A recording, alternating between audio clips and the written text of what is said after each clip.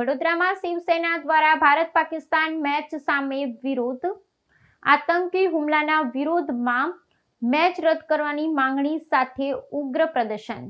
પાકિસ્તાન દ્વારા પહેલગામમાં થયેલા કાયરતાપૂર્ણ આતંકી હુમલાના વિરોધમાં અને ભારત પાકિસ્તાન ક્રિકેટ મેચને મંજૂરી આપવા બદલ કેન્દ્ર સરકાર સામે શિવસેના દ્વારા વડોદરા શહેરના ગાંધીનગર ગૃહ ખાતે ઉગ્ર આંદોલન કરવામાં આવ્યું હતું।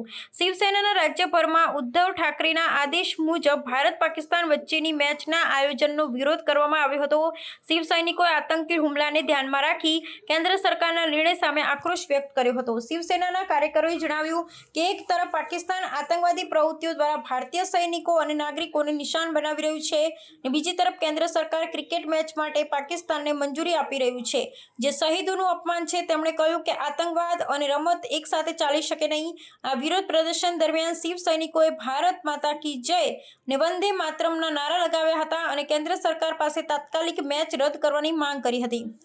આ આંદોલનથી શિવસેનાએ પાકિસ્તાન પ્રત્યે પોતાની કડક નીતિ અને આતંકવાદ સામેનો અવાજ વધુ બુલંદ બનાવ્યો છે। શિવ સૈનિકોએ માંગ કરી છે કે જ્યાં સુધી પાકિસ્તાન આતંકવાદી પ્રવૃત્તિઓ બંધ ન કરે ત્યાં સુધી તેની સાથેના તમામ પ્રકારના સંબંધો તોડી નાખવા જોઈએ।